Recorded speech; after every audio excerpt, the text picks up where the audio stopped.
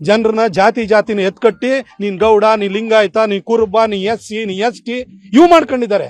ನಾನು ಯಾವತ್ತೂ ಆ ಕೆಲಸವನ್ನು ಮಾಡಿಲ್ಲ. ನಾನು ನಿಯತ್ತಾಗಿ ರಾಜಕಾರಣವನ್ನು ಮಾಡ್ತಾ ಇದ್ದೀನಿ, ಅಭಿವೃದ್ಧಿ ರಾಜಕಾರಣವನ್ನು ಮಾಡ್ತಾ ಇದ್ದೀನಿ.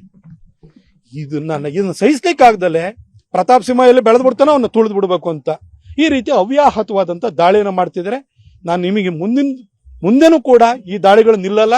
ಯಾಕೆಂತಂದ್ರೆ ಮುಖ್ಯಮಂತ್ರಿಗಳಿಗೆ ಗೊತ್ತು, ಮೈಸೂರು ಮತ್ತು ಕೊಡಗು, ಮೈಸೂರು ಅವ್ರದೇ ತವರು ಕ್ಷೇತ್ರ.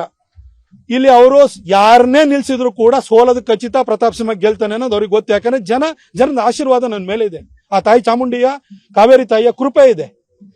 ಹಾಗಾಗಿ ಇಲ್ಲಿ ಸೋತ್ ಕೂಡಲೇ ಅವ್ರ ಮುಖ್ಯಮಂತ್ರಿ ಚೇರ್ ಅಲ್ಲಾಡುತ್ತಲ್ಲ, ಅದಕ್ಕೋಸ್ಕರ ನನ್ನ ಮೇಲೆ ದಾಳಿ ಮಾಡ್ತಾರೆ, ಇನ್ನೊಂದು ದಾಳಿ ಮಾಡ್ತಾರೆ. ನನ್ಗೆ ಗೊತ್ತು, ಎಲ್ಲಾ ರೀತಿ ದಾಳಿನೂ ಮಾಡ್ತೀವಿ, ನೀವು ಆ ದಾಳಿಗೆ ಸಿದ್ಧರಾಗಿದ್ದೀರಿ. ಯಾಕೆಂದ್ರೆ ನಾನು 24ನೇ ತಾರೀಕು ಹೇಳಿಕೆ ಕೊಟ್ಟ ಕೂಡಲೇ 16ನೇ ತಾರೀಕು ಯಾರ್ದೋ ವಿರುದ್ಧ ಇದ್ದಂತ FIR ಇಟ್ಕೊಂಡ್ಬಿಟ್ಟು ನನ್ನ ತಮ್ಮನ್ನ ಎಳತರ್ತೀರಿ ಅಂತ ಹೇಳಿದ್ರೆ ನೀವು ಇನ್ನು ಮುಂದೆ ಸತತವಾಗಿ ನನ್ನ ಮೇಲೆ ಆಕ್ರಮಣ ಮಾಡ್ತೀರಿ ಅಂತ ಹೇಳಿ ನನಗೆ ಗೊತ್ತು. ಆದ್ರೆ ನಾನು ಕಾಂಗ್ರೆಸ್ಸಿಗರಿಗೆ, ಮಾನ್ಯ ಮುಖ್ಯಮಂತ್ರಿಗಳಿಗೆ ನಾನು ಹೇಳೋಂಥದ್ದು ಇಷ್ಟೇನೆ, ಸರ್ ನಾನು ಬಹಳ ಕಟುವಾಗಿ ಶಬ್ದವನ್ನು ಬಳಸಕ್ಕೆ ಇಷ್ಟಪಡಲ್ಲ, ಆದ್ರೂ ಕೂಡ ತುಂಬಾ ಕೆಣಕಿದ್ರೆ ಅದಕ್ಕೋಸ್ಕರ ಹೇಳ್ತೀನಿ, ನಿಮಗೆ ನಿಜವಾಗ್ಲೂ ಕೂಡ ತಾಕತ್ತಿದ್ರೆ, ದಮ್ಮಿದ್ರೆ ನನ್ನ ಮೇಲೆ ಅಭಿವೃದ್ಧಿ ವಿಚಾರಗಳನ್ನ ಇಟ್ಕೊಂಡು ನನ್ನ ಮೇಲೆ ನೀವು ಅಭಿವೃದ್ಧಿ ವಿಚಾರಗಳು ಇಟ್ಕೊಂಡು ನನ್ನ ಮೇಲೆ ಹೋರಾಟ ಮಾಡಿ. ಅಭಿವೃದ್ಧಿ ವಿಚಾರನ ನಾನು 9.5 ವರ್ಷದಲ್ಲಿ ಏನ್ ಕೆಲಸ ಮಾಡಿದೀನಿ, ನೀವು 40 ವರ್ಷದಲ್ಲಿ ಏನು ಕಟ ಹಾಕಿದ್ರಿ ಅದನ್ನ ಇಟ್ಕೊಂಡು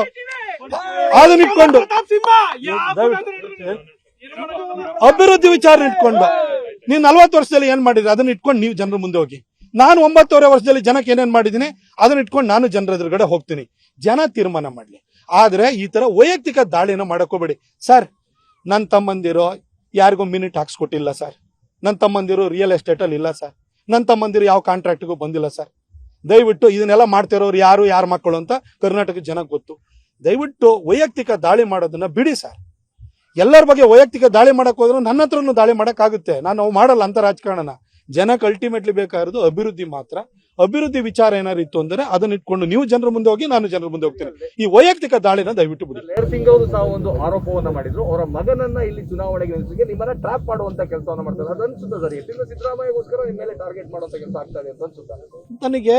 ಯಾಕಾಗಿ ಮೊನ್ನೆ ಘಟನೆಗೆ ನಂತರ ಇವರೆಲ್ಲರೂ ಕೂಡ ಜನಪ್ರತಿನಿಧಿಗಳು ಆಗಿದ್ದವರು ಇಷ್ಟಾಗಿಯೂ ಕೂಡ ನನ್ನ ಮೇಲೆ ಯಾಕೆ ಆಕ್ರಮಣವನ್ನ ಮಾಡ್ತಿದ್ದಾರೆ, ಅವ್ಯಾಹತವಾಗಿ ದಾಳಿಯನ್ನು ಮಾಡ್ತಿದ್ದಾರೆ ಅಂತಂದ್ರೆ ಅವರಲ್ಲಿ ಕಾಡ್ತಾ ಇರುವಂತ ಅಭದ್ರತೆ ಅದು ಸ್ಪಷ್ಟವಾಗ್ತಿದೆ, ಜನಕ್ಕೂ ಕೂಡ ಅರ್ಥವಾಗ್ತಿದೆ.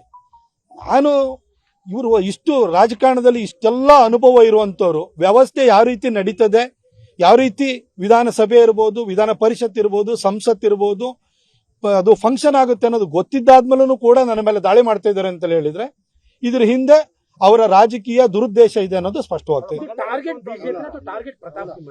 ಕರ್ನಾಟಕದಲ್ಲಿ 28 ಜನ MP ಗಳಿದ್ದಾರೆ. ಯಾವ MPನೂ ಟಾರ್ಗೆಟ್ ಮಾಡಲ್ಲ. ಮೈಸೂರು MPನೇ ಯಾವಾಗ್ಲೂ ಟಾರ್ಗೆಟ್ ಯಾಕೆ ಮಾಡ್ತಾರೆ? ಎಲ್ಲರೂ ಟಾರ್ಗೆಟ್ ಮಾಡ್ತಾರೆ. ನಾನು ಇವ್ರ ತರನೇ ಸೋಮಾರಿ ಸಿದ್ದುನ್ ತರ ಕುತ್ಕೊಂಡ್ಬಿಟ್ಟು ಕೆಲಸ ಮಾಡದಲೆ ಜನರನ್ನೆಲ್ಲ ಜಾತಿನ ಎತ್ಕಟ್ಕೊಂಡು ಈ ಕೆಲಸ ಮಾಡ್ಕೊಂಡಿರ್ಬೇಕಿತ್ತ? ನಾನು ಅಭಿವೃದ್ಧಿ ರಾಜಕಾರಣ ಮಾಡಿದ್ದೀನಿ.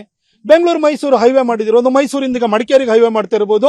ಇದೇ ಹುಣಸೂರಿಗೆ 213 ಕೋಟಿ ರೂಪಾಯಿನಲ್ಲಿ 294 ಗ್ರಾಮಗಳಿಗೆ ಕುಡಿಯೋ ನೀರಿನ ಜಲ್ ಜೀವನ್ ಮಿಷನ್ ಅಲ್ಲಿ ತಂದಿದ್ದೀನಿ. ಇಲ್ಲಿವರೆಗೂ ಕೊಡಕ್ಕಾಗಿತ್ತ ಕಾಂಗ್ರೆಸ್ನವರಿಗೆ? ಪಿರಿಯಾಪಟ್ಟಣದಲ್ಲಿ 303 ಗ್ರಾಮಗಳಿಗೆ 239 ಕೋಟಿನಲ್ಲಿ ಕುಡಿಯೋ ನೀರನ್ನ ತರ್ತಾ ಇದ್ದೀನಿ. ಇದಕ್ಕೆ ಕಾಂಗ್ರೆಸ್ನವರಿಗೆ ಇಲ್ಲಿವರೆಗೂ ಮಾಡಕ್ಕಾಗಿತ್ತ? ಅನುಕ್ಷಣದ ಸುದ್ದಿಗಳಿಗಾಗಿ ವಿಸ್ತಾರ ನ್ಯೂಸ್ ಯೂಟ್ಯೂಬ್ ಚಾನೆಲ್ ಸಬ್ಸ್ಕ್ರೈಬ್ ಮಾಡಿ. ಹೊಸ ಸುದ್ದಿಗಳ ನೋಟಿಫಿಕೇಶನ್ಗಾಗಿ ಬೆಲ್ ಐಕಾನ್ ಕ್ಲಿಕ್ ಮಾಡಿ. ಲೇಟೆಸ್ಟ್ ಅಪ್ಡೇಟ್ಸ್ಗಾಗಿ www.vistaranews.com ವೆಬ್ಸೈಟ್ಗೆ ವಿಸಿಟ್ ಮಾಡಿ.